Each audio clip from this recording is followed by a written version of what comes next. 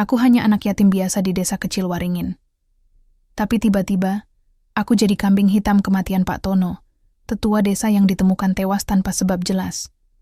Tanpa alasan, aku difitnah, diusir, dan dibuang ke hutan terlarang sendirian. Di sana, aku menemukan sesuatu yang bahkan para tetua desa pun tak berani ungkap. Rahasia gelap yang bisa mengubah segalanya. Dan ketika aku kembali, bukan hanya wajahku yang berubah, tapi seluruh desa akan merasakan akibatnya. Namaku Raffi. Umurku 17 tahun. Sejak umur 5 tahun, aku sudah tahu rasanya jadi orang yang tidak diinginkan. Orang tuaku meninggal dalam kecelakaan saat sedang mengantar hasil panen ke kota. Aku nggak ingat banyak. Cuma samar-samar suara tangis, asap, dan tanah merah tempat aku berdiri sendirian. Sejak itu, aku tinggal di rumah kecil peninggalan bapak dan ibu, di pinggir desa yang mereka sebut ujung dunia. Tidak ada siapa-siapa di rumah itu selain aku dan suara jangkrik tiap malam. Desa tempatku tinggal namanya Desa Waringin. Di peta mungkin enggak ada, tapi bagi orang-orang di sini, desa ini adalah dunia mereka yang katanya aman, damai, dan penuh berkah. Tapi aku tahu, itu cuma di mulut. Di dalam hati mereka, ada banyak yang busuk. Setiap pagi aku bangun lebih awal dari ayam. Aku menyapu halaman, mengambil air di sumur tetangga, lalu berangkat ke ladang Pak Dayat buat bantu-bantu narik singkong. Upahnya cuma sebakul beras seminggu, tapi aku nggak pernah komplain. Hidupku bukan buat ngeluh, hidupku cuma buat bertahan. Anak-anak seumurku biasanya sekolah atau main layangan. Aku? Nggak ada yang mau duduk di sebelahku di pos ronda, apalagi ajak main. Mereka bilang aku bawa sial. Katanya aura anak yatim itu berat. Hah, padahal mereka cuma takut melihat bayang-bayang dosa mereka sendiri. Hari itu matahari belum tinggi waktu aku dengar kabar. Pak Lurah meninggal. Katanya, mati mendadak di dalam kamar. Badannya biru, matanya terbuka lebar, dan ada bekas cakaran di lehernya. Warga geger, suasana desa langsung kacau. Orang-orang berkumpul di balai desa. Suara tangis bercampur bisik-bisik ketakutan. Mereka bilang ini bukan kematian biasa. Dan seperti yang kuduga, nama yang mereka sebut pertama kali adalah namaku. Pasti gara-gara anak itu. Anak yatim itu, Raffi. Dia yang tinggal di ujung desa, sering masuk hutan sendiri. Siapa tahu dia belajar sesuatu dari tempat terkutuk itu. Aku cuma bisa diam waktu beberapa orang datang ke rumah. Mereka nggak ngetuk pintu, nggak nyapa, langsung masuk dan ngegeledah seenaknya. Pak RW bahkan bilang sambil nunjuk-nunjuk mukaku, udah waktunya kita bersih-bersih desa dari pengaruh jahat. Kita nggak bisa biarkan si yatim ini ngerusak kedamaian kita. Aku pengen marah. Aku pengen teriak. Tapi apa gunanya?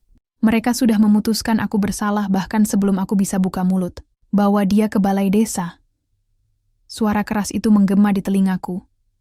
Tanganku ditarik kasar. Aku diseret ke tengah kerumunan. Wajah-wajah yang dulu pura-pura baik kini berubah jadi monster. Bahkan Bu Marni, yang sering ngasihku sisa sayur, ikut melempar sandal ke arahku. Pergi kau, bawa kutukanmu jauh dari sini. Aku berdiri di sana, lututku gemetar. Aku menatap mata mereka satu persatu, berharap ada satu saja yang percaya padaku. Tapi tidak ada. Pak Ustaz pun diam, hanya menunduk tanpa berani bicara. Akhirnya, Pak Karta, tetua desa paling tua dan paling ditakuti, berkata, kalau anak ini benar-benar tidak bersalah, biarkan alam yang membuktikan. Kita buang dia ke hutan Alaswengi. Kalau dia selamat, maka kita salah. Tapi kalau tidak, berarti benar dia pembawa sial. Hutan Alaswengi, tempat yang selalu disebut dalam dongeng-dongeng malam. Tempat yang katanya dihuni makhluk-makhluk tua. Tempat yang dulu digunakan untuk membuang orang-orang yang dianggap najis. Aku dipaksa jalan kaki malam itu, dikelilingi obor dan teriakan. Pergi, Raffi. Jangan pernah kembali. Anak kutukan. Di tengah malam dan suara binatang liar, aku berdiri di mulut hutan. Tanahnya basah, anginnya dingin. Tapi yang paling menusuk adalah perasaan ditinggalkan, dikhianati, dibenci. Sebelum masuk ke dalam hutan, aku sempat menoleh ke belakang, ke arah desa, ke arah tempat yang selama ini kusebut rumah, meski tak pernah memelukku seperti rumah. Dan saat itulah aku bersumpah dalam hati, jika aku keluar dari tempat ini hidup-hidup, aku akan kembali, dan aku akan membuka semuanya. Malam di hutan alas wengi bukan seperti malam biasa. Gelapnya lain, dingin anginnya bukan seperti angin biasa. Rasanya menusuk ke tulang, seakan-akan ada sesuatu yang mengawasi dari balik pepohonan tua yang berdiri seperti raksasa tua dengan napas berat. Aku berjalan pelan, langkah kakiku gemetar di atas tanah yang becek dan licin. Suara dedaunan yang bergesekan dengan angin terdengar seperti bisikan. Kadang samar-samar seperti suara orang berdoa. Kadang seperti tawa kecil, tawa yang membuat bulu kudukku berdiri. Tapi aku terus berjalan. Karena kalau aku berhenti, aku tahu aku akan menjerit dan lari kembali ke desa. Dan aku bukan pengecut, meski mereka menuduhku tanpa ampun. Bayangan kejadian tadi sore masih terus berputar di kepalaku. Waktu aku dibentak, dicaci, bahkan dilempari batu kecil oleh anak-anak yang dulu pernah minta tumpangan makan di rumahku. Aku tidak mengerti. Apa dosa seorang anak yatim sampai sebegitu dibencinya? Apa karena aku miskin? Karena aku tidak punya siapa-siapa? Aku teringat wajah Bu Marni yang biasanya tersenyum padaku di pagi hari saat mengantar sayur. Hari ini dia berdiri, paling depan sambil berteriak. Dia yang bikin Pak Lurah mati, anak iblis, lucu, bukan? Aku yang bahkan tidak punya cukup uang buat beli garam, tiba-tiba dituduh bisa membunuh kepala desa. Apa mereka lupa? Aku pernah bantu gotong genteng rumahnya waktu bocor. Apa mereka lupa aku pernah ngumpulin dana buat anaknya yang sakit? Tidak. Mereka tidak lupa. Mereka cuma pura-pura tidak tahu. Karena lebih mudah menyalahkan orang tak berdaya daripada mengakui bahwa kematian Pak Lurah adalah misteri yang lebih gelap daripada yang mereka bisa hadapi. Aku akhirnya duduk di bawah pohon besar. Batangnya besar tua dan ditumbuhi lumut. Di atasnya ada sarang kelelawar. Aku memeluk lututku, menahan rasa lapar dan dingin. Perutku belum diisi sejak pagi. Tapi rasa lapar itu kalah jauh dibandingkan dengan rasa sakit di dada. Rasa sesak karena difitnah tanpa ampun. Karena dibuang seperti sampah. Mataku mulai berat. Tapi saat aku mulai tertidur, aku mendengar suara langkah. Tap, tap, tap. Bukan langkah manusia. Langkah itu lambat, berat. Seperti sesuatu yang menyeret kaki. Aku menahan napas. Jantungku berdetak kencang. Aku tak berani buka mata. Tapi langkah itu makin dekat dan lalu hilang. Senyap. Lalu, kamu tahu kenapa mereka takut? Aku membuka mata. Di hadapanku berdiri sosok bayangan, tinggi. Wajahnya tidak jelas, seperti diselimuti kabut. Tapi matanya merah menyala seperti bara api. Aku tak bisa bergerak. Tapi entah kenapa aku tidak takut seperti seharusnya. Ada sesuatu dalam suaranya yang akrab, karena mereka tahu, kau bukan anak biasa. Aku ingin bertanya maksudnya. Tapi mulutku terkunci. Bayangan itu melangkah mendekat. Tangannya, yang seperti tangan manusia tapi bersisik, menyentuh keningku. Darahmu bukan darah lemah. Kau adalah keturunan yang mereka bunuh. Dan kini mereka takut kutukan itu hidup kembali. Tiba-tiba aku merasa tubuhku panas. Seperti terbakar dari dalam. Mataku menutup sendiri dan aku jatuh pingsan dalam sekejap. Aku terbangun saat pagi menjelang. Matahari mulai menyusup di antara celah dedaunan. Tubuhku penuh lumpur, tapi tidak ada luka. Anehnya, aku tidak merasa lapar. Dan yang lebih aneh lagi, saat aku menengok ke kiri, aku melihat sesuatu di tanah. Sebuah kalung tua. Kalung logam yang bentuknya seperti mata satu. Aku mengenali bentuk itu dari foto lama. Kalung yang dipakai kakekku. Dalam potret yang kusimpan di rumah Mbah Sukro. Nama yang jarang disebut warga desa. Dukun sakti yang katanya dibakar hidup-hidup oleh para tetua desa karena dianggap menyimpang. Dan sekarang, aku menemukan kalungnya di tempat aku dibuang. Apa? Ini kebetulan tidak, hatiku bilang, ini baru permulaan. Aku mengambil kalung itu dan menggenggamnya erat. Desa pikir mereka sudah menyingkirkan ancaman. Tapi ternyata, mereka baru saja membangunkan sesuatu yang telah lama tidur. Dan aku bersumpah dalam hati. Kali ini lebih dalam dari sebelumnya, aku akan kembali, bukan hanya untuk membuktikan aku tak bersalah, tapi untuk membuka semua aib yang mereka sembunyikan di balik wajah suci mereka. Orang-orang desa menyebut tempat ini Alas Wengi, hutan terlarang, yang katanya tak pernah memaafkan siapapun yang memasukinya. Tapi setelah semalam dilewati dalam ketakutan dan mimpi aneh, aku mulai sadar, bukan hutannya yang jahat. Yang jahat adalah cerita yang mereka wariskan untuk menutupi sesuatu. Pagi itu, cahaya matahari hanya sedikit menyelinap di antara pohon-pohon tinggi yang diam seperti penjaga kuburan. Suara burung pun terdengar seperti nyanyian duka. Aku berjalan menyusuri semak, mencari air atau buah apapun yang bisa kupetik. Tapi entah kenapa, hutan ini terasa hidup, seperti memperhatikanku. Bukan dengan niat jahat, justru seperti mengenaliku. Kalung tua di leherku bergoyang setiap kali aku melangkah. Bentuknya sederhana, logam hitam bulat dengan ukiran seperti mata di tengahnya. Tapi saat aku memegangnya erat, rasa hangat menjalar dari telapak tangan hingga ke dadaku.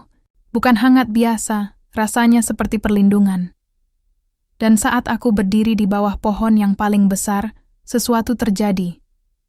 Daun-daun berjatuhan pelan, angin berhenti, dan suara hutan mendadak sunyi. Tiba-tiba tanah di bawah kakiku terasa bergetar. Aku menoleh ke sekeliling. Tak ada apa-apa. Tapi saat aku menatap ke akar pohon raksasa itu, aku melihat ukiran samar, lambang yang sama dengan kalungku. Dan dari balik semak, muncul sosok lelaki tua. Tubuhnya bungkuk, rambutnya putih panjang, dan matanya tajam. Tapi bukan tajam mengintimidasi, tajam seperti orang yang tahu sesuatu yang tidak ku ketahui. Dia memandangku lama, lalu mengangguk kecil. Akhirnya kau datang juga, aku melangkah mundur. Siapa? Siapa kakek? Dia tidak menjawab, hanya duduk di atas akar besar, lalu menepuk tempat di sampingnya, menyuruhku duduk. Aku sudah menunggumu, Raffi, katanya pelan. Sudah lama sekali. Kenapa semua orang tahu namaku? Tanyaku ragu. Dan kenapa mereka bilang aku anak kutukan? Wajah lelaki itu berubah sendu. Ia menatapku seperti melihat seseorang yang hilang. Karena kau adalah darah dari lelaki yang mereka bakar hidup-hidup 30 tahun lalu, jawabnya akhirnya. Kau adalah cucu Sukro, dukun terakhir yang memegang perjanjian. Perjanjian? Hatiku berdebar. Kau belum tahu ya? Lelaki itu menarik napas panjang. Desa Waringin dulu adalah tanah kering tak bertuan. Rakyatnya miskin, gagal panen, dan sering mati karena penyakit. Hingga satu malam, tetua desa datang ke kakekmu. Mereka minta jalan keluar, tapi jalan yang mereka pilih bukan jalan terang. Aku menelan ludah. Kalung di leherku terasa berat sekarang. Perjanjian itu dibuat antara para tetua desa dan makhluk penunggu hutan. Sebagai gantinya, mereka harus mengikuti 2 syarat. Menjaga tanah suci tempat makhluk itu bersemayam, dan tidak menyakiti anak yatim, karena anak yatim adalah simbol keadilan yang mereka langgar dulu. Kakiku gemetar. Tapi, mereka menyakitiku. Lelaki itu tersenyum tipis. Itulah sebabnya kau di sini. Hutan ini membangunkanmu, Raffi. Bukan untuk balas dendam, tapi untuk menuntaskan yang dulu belum selesai. Aku tak bisa bicara. Semua ini seperti dongeng, tapi rasanya lebih nyata dari apapun yang pernah ku dengar. Aku harus apa sekarang? Tanyaku pelan. Ia menatapku dalam. Kau harus mengenal warisanmu dan menemukan apa yang mereka sembunyikan. Mayat kedua. Jantungku seperti berhenti berdetak. Mayat kedua? Bukan hanya Pak Lurah yang mati karena melanggar janji. Masih ada yang lain, dan kau harus menemukannya sebelum mereka menemukanmu duluan. Sebelum aku sempat bertanya lebih lanjut, lelaki itu berdiri, lalu berjalan menjauh di balik kabut. Dan aku berdiri lama di sana, sendirian, dengan satu kenyataan baru. Aku bukan hanya yatim, aku adalah pemilik warisan kutukan, dan desa itu belum tahu siapa yang sebenarnya mereka usir. Hari-hariku di hutan mulai berubah. Kalau sebelumnya aku hidup dengan rasa takut dan ketidakpastian, sekarang ada satu hal yang menancap kuat dalam benak. Aku harus menemukan mayat kedua. Kalimat lelaki tua itu terus terngiang-ngiang di kepala. Siapa dia sebenarnya? Kenapa dia tahu banyak tentang perjanjian desa dan kakekku? Tapi anehnya, aku tidak merasa asing dengannya. Seolah-olah aku sudah pernah bertemu dengannya di kehidupan lain, atau mungkin di dalam darahku sendiri. Pagi itu, aku menyusuri bagian terdalam dari alas wengi, mengikuti arah semilir angin yang entah kenapa seakan membimbingku. Langkah kakiku terhenti di depan pohon besar yang batangnya hitam legam, seperti pernah terbakar. Di bawahnya tanahnya tidak ditumbuhi apapun, bahkan rumput pun enggan tumbuh. Aku tahu, ada sesuatu di sini. Aku berlutut dan mulai menggali dengan tangan kosong. Tanahnya lembek, basah, dan bau menyengat menusuk hidungku. Tapi aku teruskan. Entah apa yang membuatku yakin, tapi hatiku berkata, ini tempatnya. Sampai akhirnya, jemariku menyentuh sesuatu yang bukan tanah. Kain. Aku menariknya perlahan. Kain putih lusuh, sudah bercampur tanah dan darah kering. Dan di baliknya, tulang belulang. Mayat. Aku mundur seketika. Napasku tercekat. Tapi mataku tak bisa lepas dari benda lain yang tergenggam erat oleh tulang tangan kanan si mayat. Sebuah manik batu hijau yang sama persis seperti ukiran di kalungku. Dadaku langsung sesak. Ini bukan mayat orang biasa. Ini seseorang yang juga terlibat dalam perjanjian, tapi tidak pernah dikuburkan secara layak. Disembunyikan. Aku menggali lebih hati-hati. Di balik tulang rusuknya, ada gulungan kecil kertas yang sudah menguning dan rapuh. Aku buka perlahan. Tulisannya pudar, tapi masih terbaca. Kami, 5 tetua, bersumpah menjaga perjanjian. Siapapun yang melanggarnya akan dihabisi. Tidak boleh ada pengampunan, bahkan jika itu saudara sendiri. Yang terkuat di antara kami harus disingkirkan duluan. Aku menahan napas. Jadi mereka saling bunuh. Aku terdiam. Kini semuanya mulai masuk akal. Pak Lurah yang mati duluan, bukan korban. Dia bagian dari 5 tetua. Dan mayat ini mungkin salah satu dari mereka juga. Tapi siapa? Dan siapa yang membunuh mereka? Saat aku masih mematung di tempat itu, tiba-tiba angin bertiup kencang. Dedaunan berputar seperti pusaran kecil. Suara lirih muncul di sekitarku. Suara yang tak bisa kulupakan. Raffi. Aku menoleh cepat. Tak ada siapapun. Jangan percaya mereka. Suara itu datang dari segala arah. Seperti bisikan, tapi penuh rasa sakit. Aku tahu itu bukan manusia. Tiba-tiba mataku menangkap sesuatu di batang pohon. Ukiran yang baru saja muncul, seakan digores oleh tangan tak kasat mata. Dia masih hidup, dan sedang mengincarmu. Aku membeku. Siapa? Siapa yang dimaksud? Aku memasukkan kertas dan manik hijau itu ke dalam saku. Aku tahu, bukti ini bisa membuka rahasia besar yang disembunyikan oleh para tetua desa. Tapi aku juga tahu, semakin dalam aku menggali, semakin besar bahaya yang menunggu. Karena ternyata musuhku bukan cuma kebohongan, tapi juga kekuatan yang belum sepenuhnya aku pahami. Malam itu, aku tidur di atas pohon untuk berjaga-jaga. Kalungku menyala samar dalam gelap. Sejak aku menemukan mayat itu, ada sesuatu yang bangkit dalam tubuhku. Mimpi-mimpiku berubah. Aku melihat api, darah, dan wajah-wajah yang selama ini kukira sudah mati. Dan di tengah semuanya, aku melihat satu wajah yang sangat aku kenal, Pak Modin. Orang yang dulu paling getol mengusirku. Tapi dalam mimpi itu, dia tersenyum sinis sambil memegang manik batu hijau, yang sama seperti milik mayat tadi. Aku terbangun pagi itu dengan napas tersengal dan jantung berdebar. Mimpi tadi malam masih menempel kuat di benakku. Wajah Pak Modin, senyum sinisnya, dan manik hijau yang ia genggam. Itu bukan mimpi biasa. Rasanya lebih seperti peringatan. Tanganku langsung menyentuh kalung di leherku. Hangat. Semakin hari, Benda ini seperti hidup, seperti ikut merasakan ketegangan yang kurasakan. Aku tahu apa yang harus kulakukan. Aku harus kembali ke desa. Aku harus melihat langsung wajah Pak Modin dan mencari tahu apakah mimpiku ada hubungannya dengan kenyataan. Tapi ini bukan perkara mudah. Mereka membenciku. Mereka pikir aku pembunuh. Aku tak bisa kembali seperti dulu, dengan tubuh lemah dan hati takut. Aku harus menyelinap. Menjelang malam, aku menyusuri pinggir sungai kecil yang mengarah ke pematang sawah belakang desa. Cahaya lampu dari rumah-rumah mulai tampak dari kejauhan. Aku diam, mengamati dari balik semak. Desa Waringin masih terlihat seperti dulu. Tenang, bersih, seolah-olah tak ada yang berubah. Tapi aku tahu, di balik ketenangan itu ada borok yang busuk. Aku menyusup lewat kebun milik Bu Parto menuju rumah Pak Modin. Jantungku berdetak makin kencang. Rumahnya besar dan megah, terlalu mewah untuk ukuran seorang tokoh agama. Di beranda ia duduk seorang diri sambil menyeruput kopi. Raut wajahnya tenang.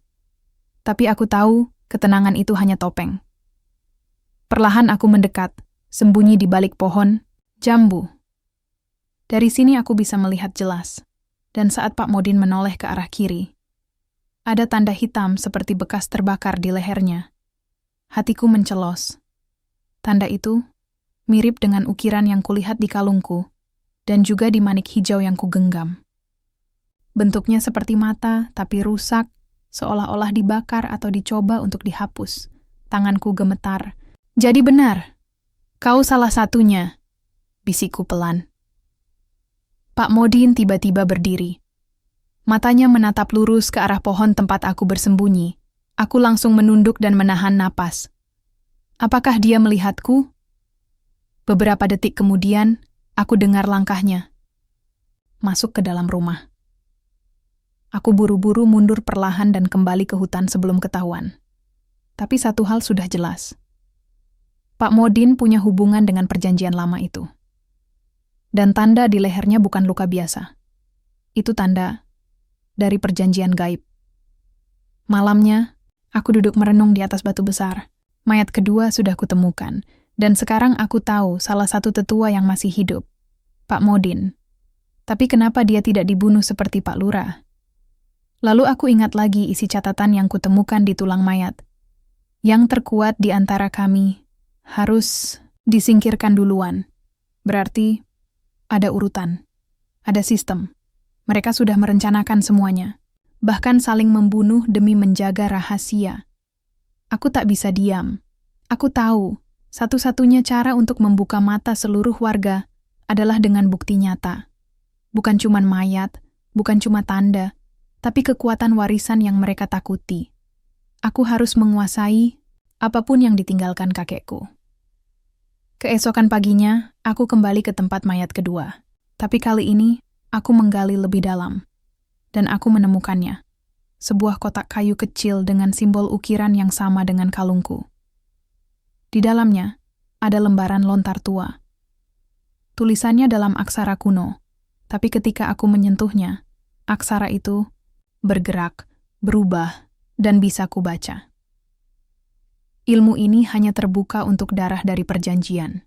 Kekuatan yang tertidur akan bangkit ketika keadilan dilanggar oleh mereka yang bersumpah menjaga. Maka keturunannya akan menjadi pengadil. Darahku mendidih. Aku tahu sekarang. Aku bukan hanya pewaris kutukan. Aku adalah penegak hukumnya. Dan jika desa itu pernah bersumpah tak boleh menyakiti anak yatim, maka dosa mereka sudah lewat batas. Sejak aku membaca lembaran lontar itu, tubuhku terasa berbeda. Seperti ada sesuatu yang terbangun dalam diriku. Hangat, menyengat, menyeramkan, tapi juga menguatkan. Kekuatan itu tidak langsung muncul seperti dalam dongeng. Tidak ada ledakan api atau cahaya dari langit. Tapi aku mulai bisa mendengar suara-suara yang tak bisa didengar orang lain. Suara-suara dari pohon, dari tanah, dari angin yang berdesir di malam hari. Mereka berbisik. Mereka menceritakan kebenaran. Dan semua itu membawaku ke satu nama terakhir. Azimat, salah satu pusaka terakhir dari kakekku. Konon katanya, Azimat itu disegel dan disembunyikan di tempat paling suci di desa. Langgar tua di pinggir pemakaman. Tempat itu sudah lama ditinggalkan. Katanya angker. Tapi bagiku sekarang, tidak ada tempat yang lebih masuk akal. Malam itu, aku kembali menyelinap ke desa. Langgar tua itu berdiri menyendiri di tengah pekuburan. Catnya terkelupas, kayunya lapuk, dan pintunya sudah nyaris lepas dari engsel. Tapi, anehnya, tempat itu bersih. Seperti dijaga. Aku membuka pintunya perlahan. Bau kemenyan lama langsung menyergap. Di sudut ruangan, ada rak tua berdebu, dan di bawahnya, lantai dengan papan yang berbeda warna. Aku jongkok, mengetuk pelan. Kosong. Dengan hati-hati, aku cungkil papan itu. Di baliknya, sebuah kotak batu mungil tersembunyi, penuh dengan ukiran simbol. Dan di atasnya, tangan seseorang sudah lebih dulu menempel. Pak Modin. Aku kaget. Hampir saja berteriak. Dia juga kaget melihatku. Tapi wajahnya tidak panik. Justru, ia tersenyum. "Ah, jadi benar kamu masih hidup," katanya pelan. Aku mundur satu langkah. "Kau tahu tentang semua ini?" "Tentu saja," jawabnya. "Aku bagian dari perjanjian. Dan kamu adalah sisa yang seharusnya dihapus sejak lama." Tanganku gemetar. "Kenapa? Kenapa kalian membunuh anak yatim?" tanyaku. "Bukan kami yang mulai," katanya dingin. "Kakekmu yang melanggar perjanjian dulu. Dia mencoba menghentikan perjanjian kami dengan makhluk itu. Maka dia dibakar. Tapi kutukannya tidak mati. Kutukan itu hidup dalam dirimu. Aku mengerti sekarang. Kakekku bukan pelaku. Ia pemberontak. Ia ingin menghentikan perjanjian yang menukar nyawa anak yatim dengan kemakmuran desa. Dan sekarang, giliran cucunya yang menyelesaikan apa yang dulu gagal." Tanpa aba-aba, Pak Modin menyerang. Ia melempar bubuk hitam yang membuat mataku perih dan penglihatanku kabur. Tapi entah dari mana, tubuhku tahu harus berbuat apa. Tanganku bergerak sendiri. Kalungku menyala. Simbol dilontar menyala di udara. Dan dari kotak batu itu, sebuah azimat hitam berukir mata melayang ke tanganku. Pak Modin menjerit. "Astaga, kamu sudah bangkit." Azimat itu menyatu di dadaku. Panas, menyengat, tapi juga menyatu. Saat aku membuka mata, aku bisa melihat aura hitam di tubuh Pak Modin. Dan aura itu retak. Aku mengangkat tangan. Tanpa menyentuh, tubuh Pak Modin terdorong ke dinding. Ia berteriak. Tapi kali ini, aku tidak takut lagi. Sekarang, siapa yang akan menghapus siapa? Tanyaku dingin. Pak Modin terkapar. Di lehernya, tanda itu menyala. Lalu menghitam. Dan lenyap. Ia pingsan. Tapi belum mati, aku tidak akan membunuhnya. Bukan sekarang, aku akan membawanya dan menunjukkannya kepada desa. Bukti ini adalah awal dari kebenaran. Saat aku kembali ke hutan malam itu, angin berbisik lebih kencang. Suara-suara leluhur berbicara dengan jelas. "Kau sudah memilih jalanmu, Raffi. Kutukan bukan lagi beban, tapi alat keadilan." Aku melihat tanganku. Tanda yang sama kini muncul di pergelangan kiriku. Simbol itu hidup. Dan itu artinya satu hal. Kebangkitan warisan kakekku telah dimulai. Malam itu langit di atas desa Waringin tampak ganjil. Tak ada bintang dan bulan tertutup awan hitam tebal seperti kain kafan. Angin mendesir membawa bau kemenyan basi dan tanah basah. Aku berdiri di batas hutan, dengan Pak Modin yang masih tak sadarkan diri kuikat di tandu kayu tua. Azimat di dadaku terasa berat, menyala pelan-pelan seperti detak jantung, seperti menunggu saatnya bicara. Ini saatnya. Aku tidak akan datang diam-diam kali ini. Aku ingin mereka melihatku. Aku ingin mereka tahu. Aku kembali. Dan aku bukan anak yatim yang sama yang mereka buang kemarin. Desa geger. Warga berlarian keluar rumah. Suara kentongan ditabuh berulang-ulang. "Ada mayat. Mayat Pak Modin dibawa ke balai desa," teriak seseorang. "Mayat?" Tunggu sampai dia sadar dan bicara sendiri. Aku berdiri tegak di depan balai desa yang dulu kutakuti. Beberapa orang langsung mundur saat melihat wajahku. Beberapa anak kecil menangis ketakutan. Tapi aku hanya menatap lurus ke arah para tetua yang mulai berdatangan satu persatu. Bu Carik, Pak RW, bahkan Pak Haji yang dulu menendangku keluar. Dia balik. Setan itu balik. Geram Pak RW, aku mengangkat tangan. Diam, ucapku pelan. Tapi suara itu menggema, seolah-olah langit ikut bicara bersamaku. Warga terdiam.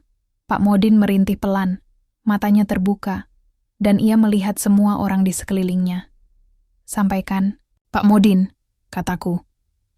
Ceritakan siapa kalian sebenarnya. Ia menatapku, lalu menatap mereka. Tubuhnya gemetar. Tanda di lehernya kini bersinar samar, dan perlahan, mulutnya mulai bergerak tanpa bisa ditahan. Kami membuat perjanjian. Desa hening. Dulu, demi kemakmuran desa, kami menukar sesuatu. Kami serahkan tanah dan nyawa, asal hasil. Panen berlimpah, tidak ada penyakit, dan tak ada kematian muda. Suara orang-orang mulai bergumam. Syaratnya, jangan pernah menyakiti anak yatim.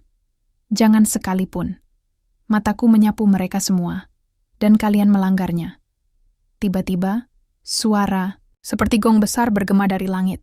Kilat menyambar tanpa hujan. Angin berputar-putar, menumbangkan spanduk dan tikar. Ini pengadilan, kataku. Dan kalian adalah terdakwa. Tanpa aku bergerak, tanah di balai desa retak. Asap putih keluar dari sela-sela ubin. Dari dalamnya muncul 3 sosok hitam. Bayangan berbentuk manusia. Tapi matanya merah dan mulutnya menganga seperti ingin menelan siapa saja. Itu bukan makhluk biasa. Itu para penjaga perjanjian. Mereka datang untuk mencatat dan menghukum. Warga berteriak. Beberapa jatuh pingsan. Tapi tidak semua ketakutan. Ada yang mulai sadar. Ada yang menangis sambil memeluk anaknya. Ada yang jongkok dan memukul-mukul tanah. Pak RW melarikan diri. Tapi tak sampai 5 langkah. Salah.